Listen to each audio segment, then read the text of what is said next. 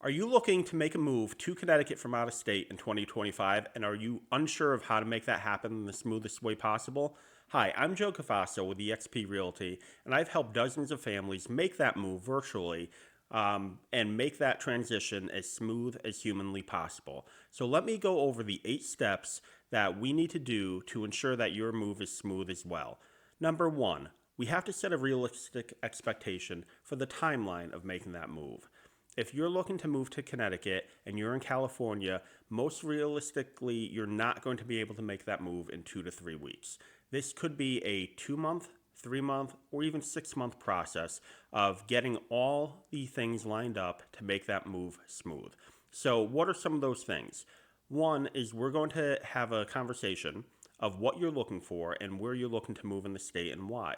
So that's going to help me gain a understanding for what you're actually looking for. Connecticut's a small state, but has lots of different towns, lots of different activities, and lots of geographical differences that makes some parts of the state more attractive than others. If you're looking to move to work in Hartford, for instance, if you're commuting to New York, to Boston, or working at Yale or downtown New Haven. So we have to get some of those things ironed out before we even start your home search. Number two, ideally, you're going to come on a tour of Connecticut. So, depending on where you live or where you're looking to live in the state, I could give you a tour within 2 to 3 hours of any area in the state and help you understand if moving to Connecticut is a good choice for you. Now, like I said, I've helped dozens of families make that move. I've also helped other families understand that maybe moving to Connecticut isn't for them. Recently, I had one family come in. They were coming from the West Coast, and they decided that Connecticut, where they wanted to live, really didn't fit their price point, and they weren't going to be comfortable making that transition. So they opted to turn the job offer that they had down and relocate somewhere else in the country. I'm unsure where, but most importantly, my job isn't to sell you necessarily on the part of the state that I like. My job is to help you understand what your long term happiness will be and help you figure out if you're going to be happy long term. The next step is we're going to tour a couple properties while you're here. So, Connecticut has a wide variation of housing stock.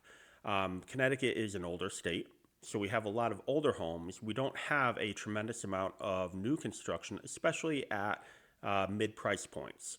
So, what you'll find is a house built in 1950, if you're coming from Colorado where they have a lot of new construction, might not be new enough for you, whereas a house built in 1950 is a relatively average property for somebody who's from Connecticut. I just sold a property to a family who's moving from Texas, and it was built in 1829. So that is something that we have to navigate. If you're moving from out of state and you're not here for a lot of your home buying process, then I have to help you understand that level of complexity that some older homes have. Now, a house built in 1820 is not your typical property for Connecticut. This particular family really loved antique homes and it worked for them. But this leads me to the next step of touring properties digitally. Now, you'll go online and you'll see property tours, which are basically marketing videos that listing agents put out of their new properties. That is going to highlight all of the positives in a house and tell you all the great things about it. I'm going to link below one of the property tours that I do for my clients, and you'll see a very big difference of my videos are going through and showing all the negatives of the house. So, a great house might not have a lot of negatives, but they will have some. And those are things, if you're shopping online virtually instead of touring each property physically, you want to know any of the negatives, obviously, before you actually buy the house. So things like a tight hallway in the upstairs going bedroom to bedroom, or a lot of wasted space. I just had a property that you walk down a relatively normal hallway, and then there was this giant opening where the chase for the chimney was, and it was a ton of wasted space. So a 2,000 square foot house having 100 square feet of wasted space is a really big deal.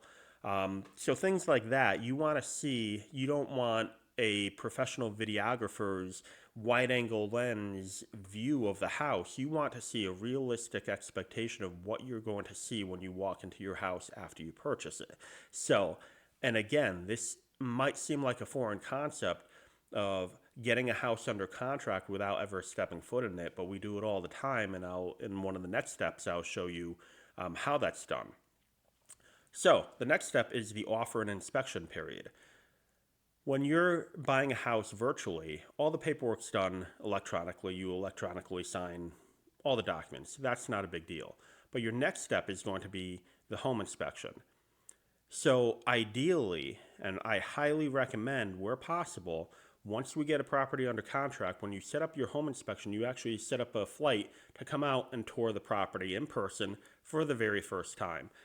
Again, the couple I just told you about from Texas, buying a house built in 1829, they were able to come out here the day of the inspection. They got here, actually, they drove out from Texas and they were running late, so they got here at the tail end of the inspection.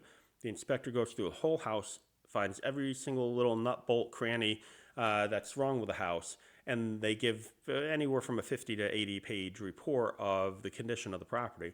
So this couple came out, they got here at the tail end of the inspection, and the inspector highlighted every single thing that they found and then gave the report the next day digitally with all the findings of the inspection.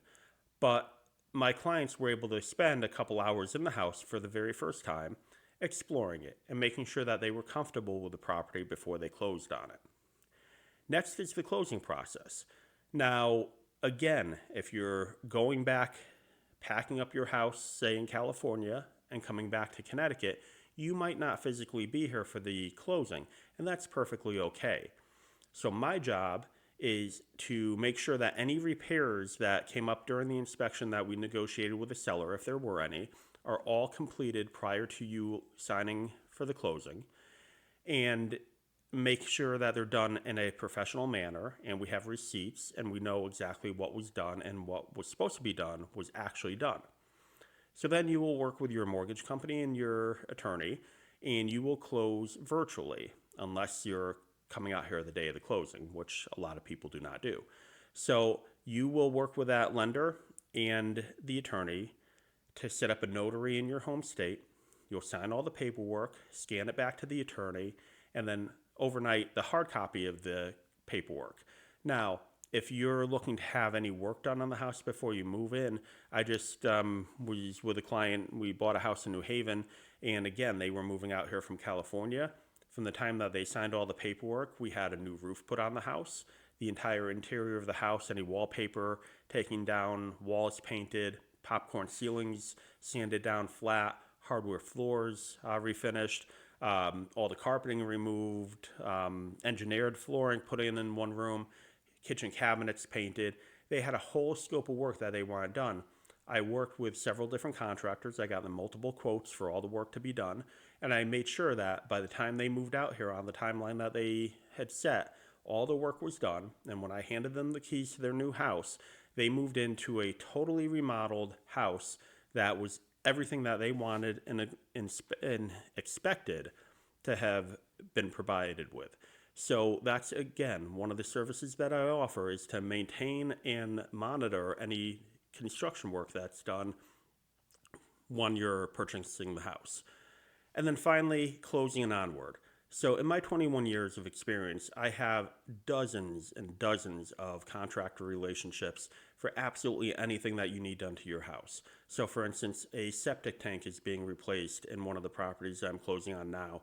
I just had a sewer line for the city sewer replaced under an insurance claim, and that I got the contractor for that. Like I said, roofing, painting, fencing, power washing, any relationship that you need, I already have, and I could provide you with multiple quotes and multiple contacts, I should say, for work to be done. So after the closing, our relationship isn't ended.